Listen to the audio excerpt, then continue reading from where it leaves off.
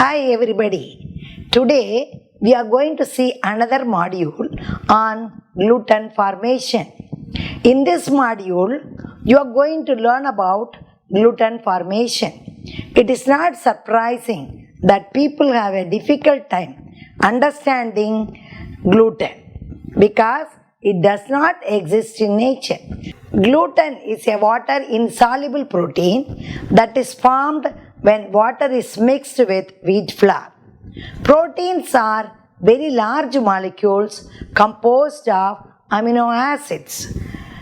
There are two naturally occurring proteins in flour called glutenin and gliadin.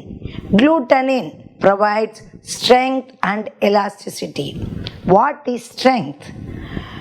Strength is nothing but tenacity, which is a measure of how much force is needed to stretch the dough. Elasticity means the ability to bounce back once dough is stretched, whereas gliadin provides extensibility or stretchiness. Now we are going to see the objectives of this module. They are to define the formation and development of gluten, identify the use of gluten in bakery and other industries, describe the factors affecting gluten strength. Gluten development. First we will see how the gluten is developed. Gluten is the common name for proteins present in all forms of wheat and related grain species like barley, rye and triticale. Triticale is the hybrid variety of wheat and rye. Gluten is a critical functional protein component in wheat-based doughs. Gluten is formed when two classes of wheat insoluble proteins in which flour, glutenin and gliadin are hydrated with water and mixed. When the mechanical shear is applied, it helps in the formation of gluten bonds, which is a tough rubbery substance, and become a viscoelastic matrix holding the starch granules in the flour. Only a batter or dough can contain gluten, but not the raw flour. Disulfide bonds are formed between the gluten and gliadin. Now we are going to see the factors affecting the development and strength of gluten. If too much gluten develops, it makes baked foods like pie crust tough rather than tender. Weaker gluten is more extensible, that is, make it stretchable and does not shrink as much. Here are some of the factors that affect gluten development. We are going to see all those factors. Wheat varieties. Soft wheat contains less protein, about 6 to 8%, less glutenin, smaller proteins, forms weaker gluten. Hard wheat contains more protein, about 10 to 14%, more glutenin, larger proteins, forms stronger, more cohesive, elastic gluten. Now we will see about the quantity of water. Hydration is essential for gluten development. Gluten and gliadin are absorbed about twice their weight of water. Less water results in less gluten development. It reduces protein mobility, but too much water also reduces gluten development by diluting the proteins so much that their interaction is restricted. Hardness of water. Calcium and magnesium in hard water strengthen gluten. Now water pH. The ideal pH for gluten development is 5 to 6. Above and below pH to 5 to 6 reduces gluten strength, producing more extensible, easier to stretch doughs. Adding baking soda raises the pH, producing more cookie spread and more porous, tender crumb. Leavening. It expanding air bubbles strengthen gluten, increasing cohesiveness and elasticity, producing higher volume and finer crumb. Enzymes. Enzymes that break down proteins are naturally present in flour but inactive when dry. These enzymes break down gluten into smaller pieces so dough becomes softer and more extensible. Autolysis is nothing but resting dough for 15 to 30 minutes is a process which allows time for enzymes to break down gluten to produce more extensible dough, providing more volume and open crumb. Salt. Bread dough contains 1.5 to 2% salt by weight of flour. Salt slows enzyme activity and rate of fermentation. Salt strengthens gluten, producing bread with higher volume and finer crumbs. Other factors: fat, oil, emulsifiers and sugars tenderize dough. Fat and emulsifiers coat protein, reducing hydration and gluten development, like oil coating spaghetti. Shortens gluten strands, producing a more tender baked goods. Sugar competes for water, reducing protein, hydration and gluten development.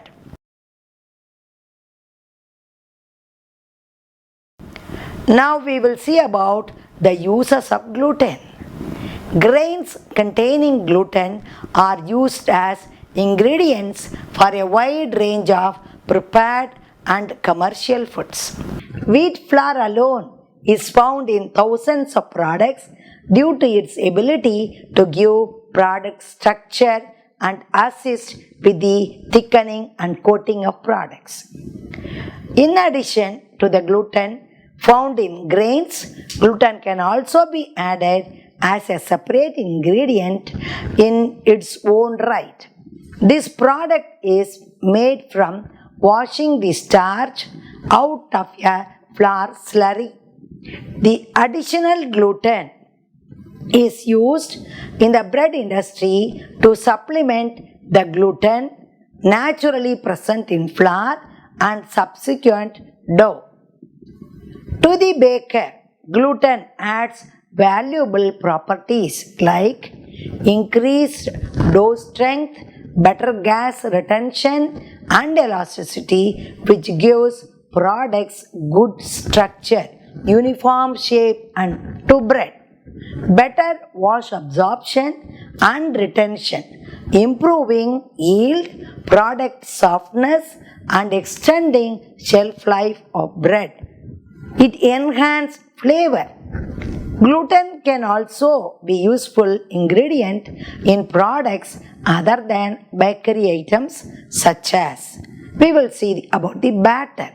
Ensuring a durable adhesion of batter crust to foods is a quality problem, especially in frozen foods.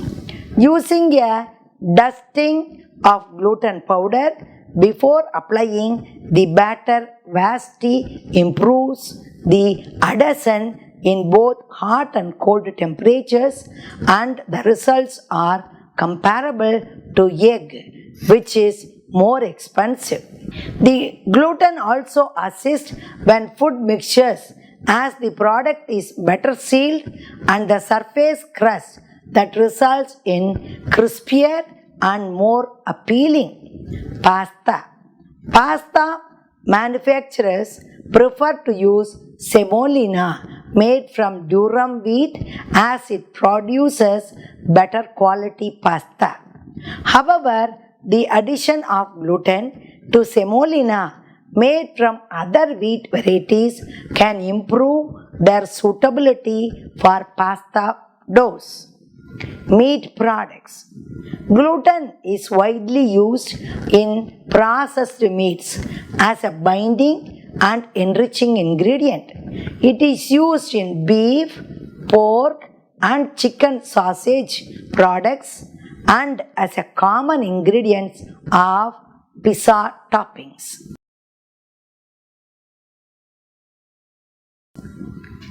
Let us see about the functions of gluten in baking and cooking. Now we will look into the functions of gluten. Gluten formation is critical to the volume, texture and appearance of a product. When the proteins in the flour are hydrated and the dough, that is batter, is mixed, gluten bonds provides structure and elasticity. The amount of gluten formation is dependent on the application. Less gluten formation is desired in a tender cake, whereas high amount of gluten formation is needed for chewy artisan bread. When gluten bonds are formed, the protein will have the ability to form elastic films in the dough which provide structure and helps to trap gases, assisting in leavening of products. When heated, the gluten proteins coagulate, it gets solidifies and a semi-rigid structure forms, providing characteristic textures of various wheat-based products. Starches are also an important component in wheat flour, that is 63 to 77%. As the product is heated, the starches absorb moisture and gelatinize, that is, it gets stiffens, adding to the texture of the finished product. The unique composition of nutrients in wheat flour like fat, minerals, moisture, starches and proteins provide the characteristic taste and texture attribute to wheat-based products. Let us learn about how to develop gluten in bread. Bread is an important breakfast item. Nobody will say I don't like bread. As we all know, gluten is a protein found in cereal grains and it is the major functional component in wheat flour. Different wheat flours have different protein content. Pastry flour has less protein and yields a softened, finer product, whereas bread flour has more protein and yields a firmer final product. All-purpose flour, which has an average protein content that works well for making dough products, is also extracted from wheat for use in other food products. Vital wheat gluten is often added to meat substitute products as well to help them strengthen and structure. From a nutritional standpoint, gluten provides calories, protein, carbohydrates, and some fat. When making bread, it is important to understand how to properly develop gluten in order to prevent it from tearing or sticking during the preparation process. We are going to observe that stepwise. In step 1, blend all the dry ingredients together well to your dough. Blending the ingredients well before adding water will ensure that the ingredients do not become entrapped in isolated clumps once the water has been added. Now in step 2, Add the water to the dough while mixing slowly. Incorporating water dissolves the ingredients and begins hydrating the gluten on the surface of the flour. Adding the water slowly allows more time for hydrating the gluten and more time for the gluten particles to interact with one another. After the water is added, the dough should start to become sticky and cohesive. This is a sign that the gluten is hydrating, but it has not started developing yet at this stage.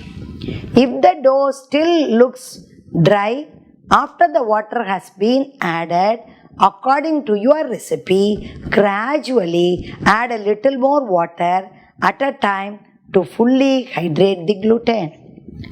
If you have added too much water, the dough looks soupy. Now we are going to see the step 3. Mix the dough more vigorously. More energy is required for mixing the gluten particles to interact and create a matrix that allows for the entrapment and expansion of air. At the start of this process, the dough should be sticking together and forming a cohesive mass.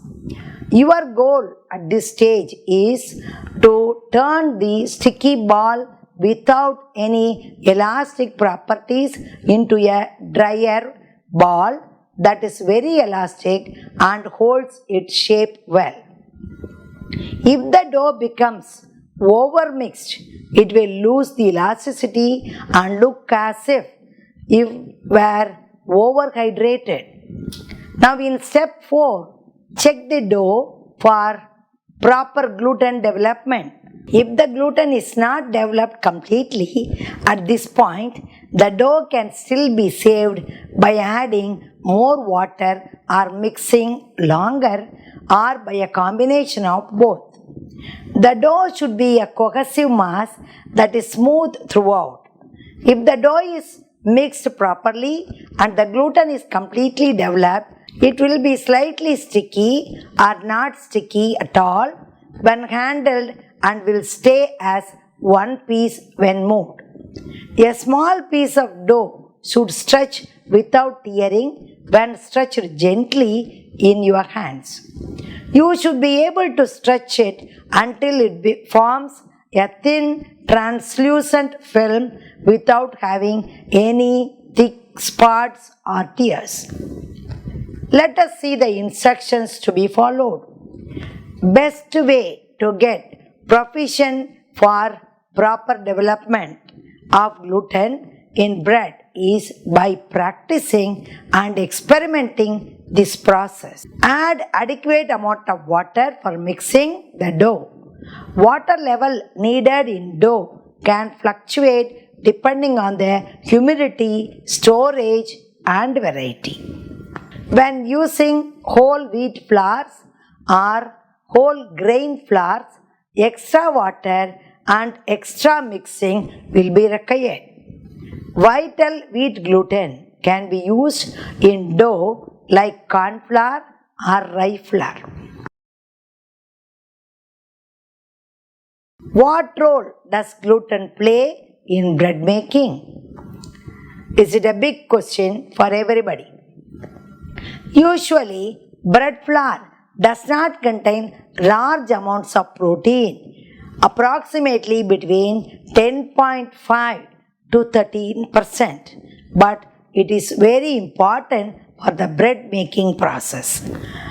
When flour is mixed with water, the gluten swells to form a continuous network of fine strength. This network forms the structure of bread dough and makes it elastic and extensible. The bread making steps are listed and the role which gluten plays in these steps are highlighted. Kneading, otherwise high-speed mixing in bakeries. The addition of water to flour causes hydration of the gliadin and glutenin proteins and leads to the formation of gluten. This stage works with the dough which strengthens the gluten complexes. Stress induced by mixing breaks bonds between protein chains, allowing the chains to move and become realigned. The new bonds that are formed allow relaxation of the dough. Gluten strengthening or oxidizing agents such as ascorbic acid stimulate the formation of these new bonds, strengthening the dough structure. Proofing is nothing but rising. At the stage, starch breakdown and fermentation occur. As bread dough ferments and proves, the yeast produces carbon dioxide gas that causes the gluten network to expand. This leaves an open cellular structure with the gases trapped in packets. The quality of gluten in dough is very important. If gluten is too weak, it can't stretch in thin films around the air bubbles produced during fermentation. The gas bubbles would then swell and burst, causing the loaf to lack volume. If gluten is too strong, then it won't stretch, so the gas bubbles cannot expand, causing a very dense loaf. A model which can be used to explain the mixing and proofing stage is the action of bubble gum. Firstly, the gum is hydrated in the mouth by saliva, then mixed and softened by chewing until it forms an elastic mass. This is then able to expand and support an air bubble. Let us see baking. As bread bakes, the gluten protein coagulates. This sets the gluten so that it is no longer elastic and determines the bread size and shape. This change does not reverse when bread is cooled. The end result after removal from the oven and cooling should be a firm but open and light textured loaf of bread.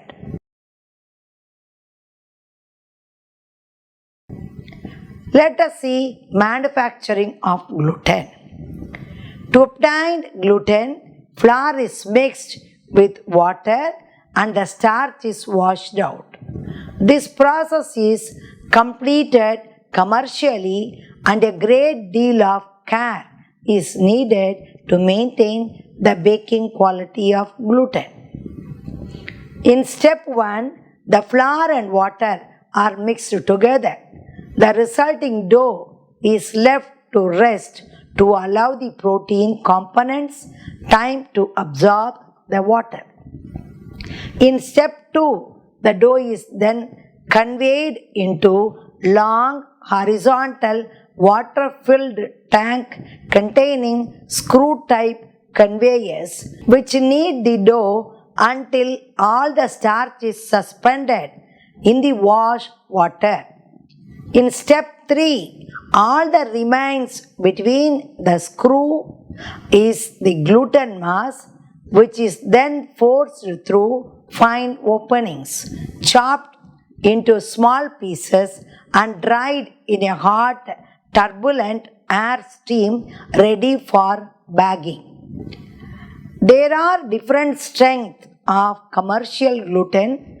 Stronger glutens are usually a grayish green color, while weaker glutens are yellow.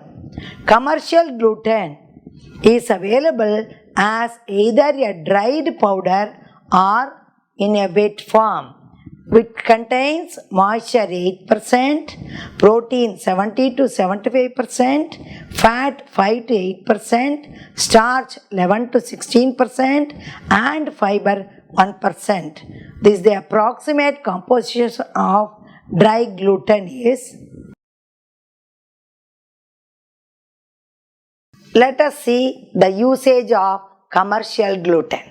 Commercial gluten is also available in the market. When compared to flour, commercial gluten is an expensive product at about 6 times higher price, so it should be used at only the required level to meet product quality requirements. Some useful points to remember when using gluten as an ingredient at home or in a bakery settings are: to make a useful improvement in the dough structure based on cereal weight, around 4% of extra gluten is added. More water is required for the addition of dry gluten to a bread formula. This is approximately 1.5 times the weight of gluten added. For us to remember, celiac disease is a bowel disease that damages the lining of the intestine, which is sparked by the body's adverse reaction to gluten. People with celiac diseases should avoid eating foods with added vital wheat gluten or that are made with wheat, and should consult a nutritionist about relevant dietary instructions. There is no extra benefits to a gluten-free diet unless a person has celiac disease or has identified a low-level intolerance or sensitivity to gluten. Now, to conclude this module, gluten constitutes about 80% of the proteins in wheat and is composed of the protein gliadin and glutenin. Also found in endosperm of some cereals, notably rye and barley. The gluten protein is the predominant fraction controlling the viscoelastic properties of dough in bread making. Factors like wheat varieties, quantity, hardness, and pH of water used to make the dough, enzymes, and salt also affect the development of gluten formation.